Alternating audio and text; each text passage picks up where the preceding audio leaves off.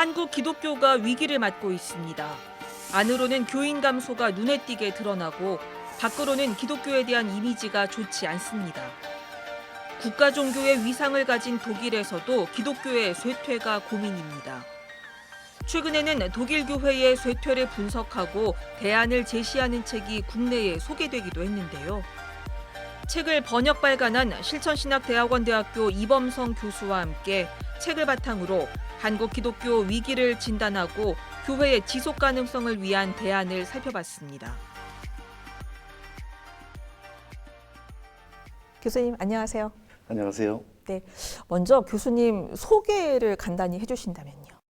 예, 저는 실천신학대학원대학교에서 선교학하고 디아코니아학을 담당을 하고 있습니다.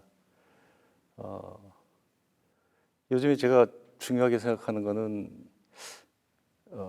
교회의 디아코니아성이 부족하다, 섬김이라고 하는 뜻에, 그래서 그 부분에 우리 학교 동문들하고 함께 선교와 디아코니아 연구소를 한 9년 전에 시작을 해서 함께 연구도 하고 발표도 하는 대체로 목회자들이거든요. 학교의 졸업생들이. 그래서 함께 연구하고 있습니다. 제가 이제 최근에 교수님께서 독일에서 나온 책을 하나를 번역 출간을 하셨더라고요. 그래서 이제 그것 때문에 사실 이제 더 뵙고 싶었던 거고요. 책 제목이 저한테는 너무 도발적인 느낌이었습니다. 네. 교회는 죽었다. 이렇게 강렬한 책을 내셨는데 일단 책은 어떤 책입니까?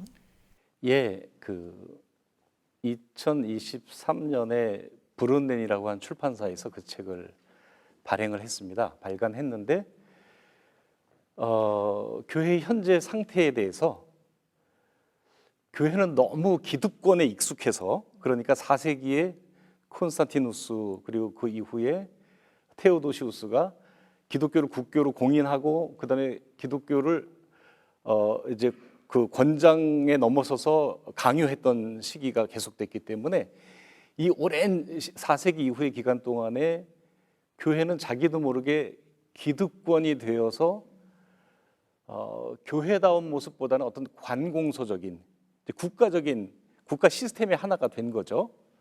어떻게 우리가 더불어서 하나님 나라를 그려나가면서 살 것인지, 이런 세상과 다른 가치관, 세상과 다른 질서, 세계관, 이런 것들을 가져야 되는데 교회가 그렇지 못하다는 겁니다.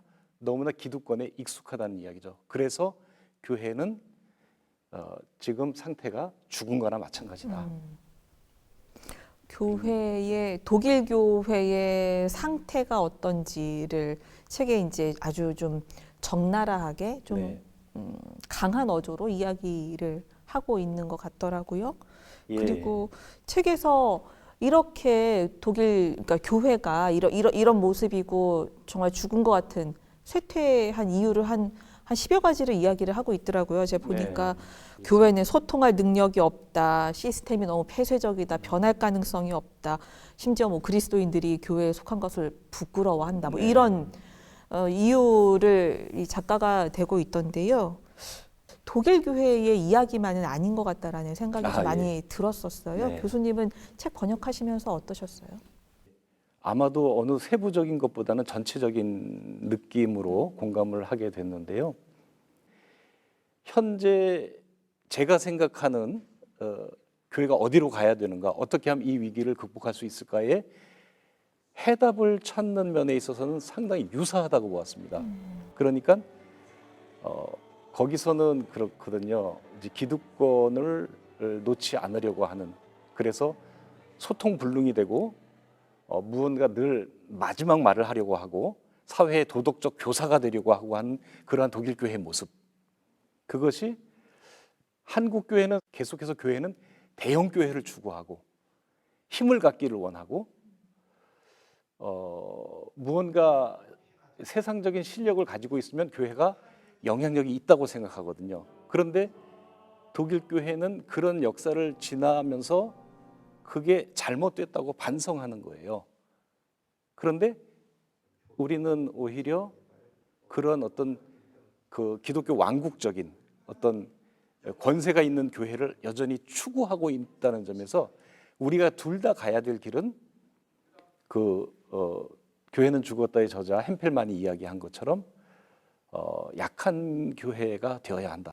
약한 교회는 교회가 이제 사회적인 자기 지위, 사회적인 자기 위치를 무슨 훈계하는 혹은 내가 다 안다고 어떤 지시하거나 판단하는 자리에 교회가 있어서는 안 된다는 거죠. 교회는 기본적인 자세가 사회적으로 어떤 세상을 섬기는 교회. 그러니까 이 세상이 많이 발전했잖아요.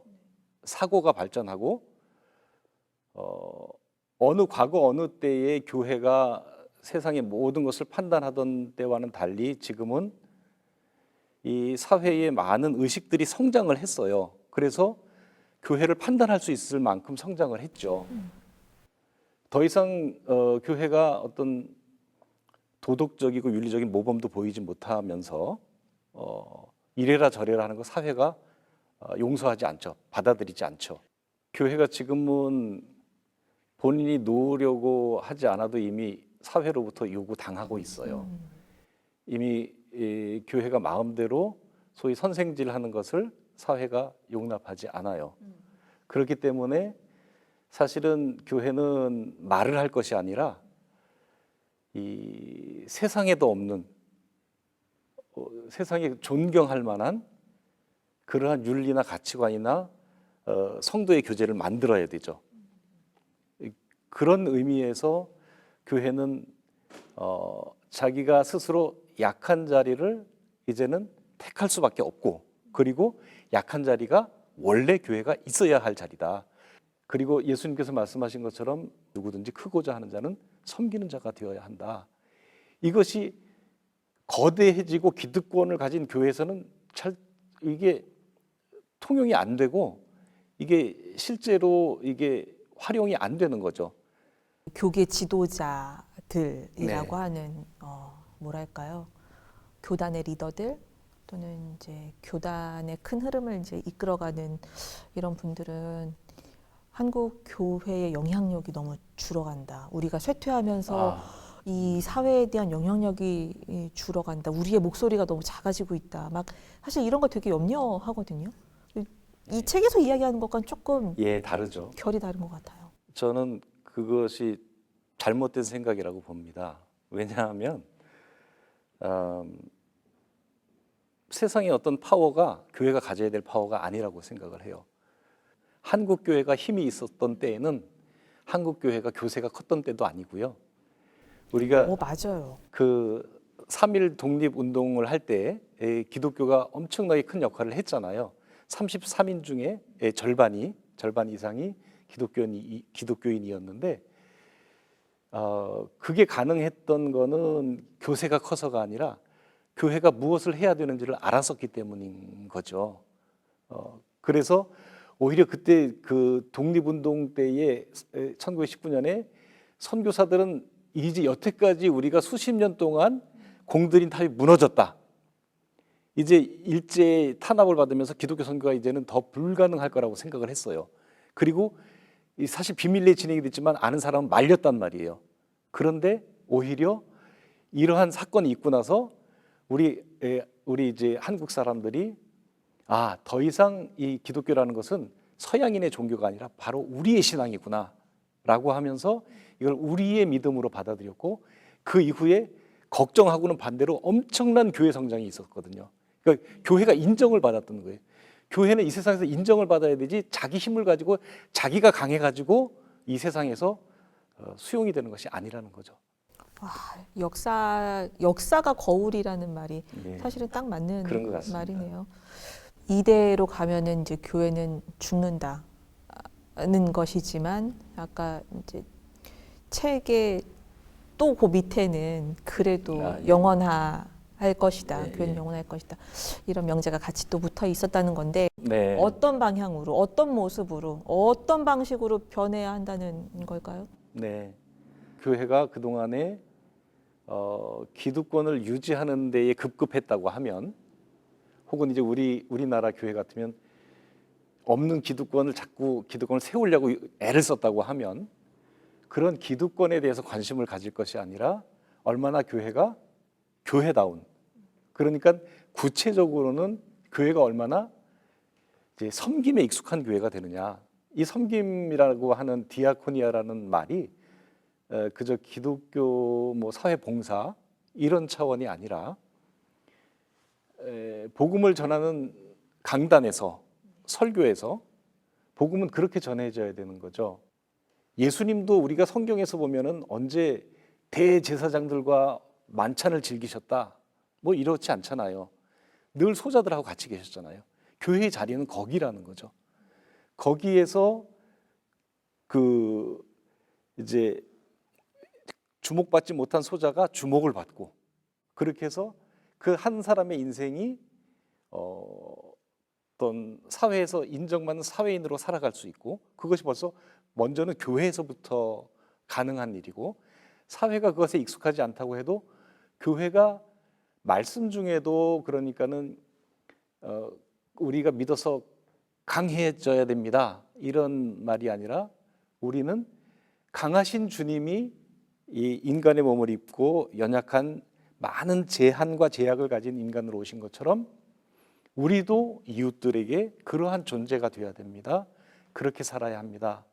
주님께서 내게 그런 모습을 보여주신 것처럼 우리도 섬김으로 하나님 나라를 여기에서 경험하고, 그러한 교회가 우리가 지향하는 교회가 되어야 된다고 생각합니다. 책을 쭉 보셨고 그러면서 이 책은 한국교회에 좀 소개를 해야겠다 이런 마음이 드셨으니까 네, 이제 네. 책을 번역을 하셨을 텐데, 어떤 메시지를 좀 이 책을 통해서 전해주고 싶으셨어요? 예, 자극을 받아야 된다고 생각을 했습니다. 그 제목이 자극적이었던 것처럼 이 저자 햄펠만은 그런 표현을 많이 썼어요. 콘스탄티누스의 갑옷을 벗어야 한다. 콘스탄티누스가 입혀놓은 갑옷을 벗어야, 그제서야 교회는 제대로 활동할 수 있다. 우리가 자꾸만 우리나라 교회가 대형 교회 신드롬이 있어요. 교회가 성장하지 않으면, 혹은 대형 교회 목회자는 맞아요, 성공 신화 속에 휩싸이고, 그렇지 못하면 뭐 그냥 너무나 겸손해야 되고 막 이렇게 주눅이 들어야 되고, 예수님은 뭐 우리가 성경에서 보면 5,000명을 먹이셨다든지, 산에서 들판에서 4,000명을 먹이셨다든지, 사람들이 운집해서 가지 않고 계속 기다리죠. 그때 예수님은 일부러 그 자리를 피해서 사람들을 흩으셨어요. 제자들을 세워서 제자들이 예수님 사후에 교회를 이루면 그 교회가 그 복음을 계속 이어가기를 바라셨지, 이렇게 사람을 모아서 세력이 되고 힘이 돼서 사회에서 뭔가 발언권이 생기고 그것을 원하셨던 것이 아니죠. 여기 섬기는 사람들이 되어야 되는 것, 그리고 우리의 정체성이나 우리의 세계관이 섬기는 것으로 바뀌어야 된다는 것. 그 섬김이라고 하는 것은 한마디로 하면 사랑의 실천이잖아요. 그것만이 힘이라는 거죠. 2000년 교회는 사실은 그 섬김이 있기 때문에 사랑의 힘으로 여태까지 온 것이지, 결코 어느 누구의 시대 때에, 어느 교황의 시대 때에, 혹은 어느 황제의 시대 때의 교회가 세력이 강해서 여태까지 온 게 아니었어요. 교회에는 교회를 지속시키고 그 어떤 선교의 능력을 가지고 있는 것은 사랑의 실천입니다. 올해가 딱 한국교회, 한국 기독교 선교 140년이라고 예. 한국 기독교의 어떤 과거의 일들을 많이 자랑하고 되새기고 이렇게 하는 것 같은데, 네. 어찌 보면 이런 시기에 지금의 우리의 모습을 좀 직시하는 그런 노력들도 좀 필요할 것 같아요. 우리의 모습을 좀 바로 볼 수 있고 네. 대안을 찾아갈 수 있는 그런 방법들, 방향들을 많이 제시해 주셨으면 좋겠습니다. 여하튼 교수님 이 내신 교회는 죽었다 이 책 속에서 네. 한국교회의 희망을 역설적으로 발견할 수 있었으면 좋겠습니다. 네, 오늘 저도- 말씀 감사합니다. 예, 고맙습니다. 고맙습니다. 네.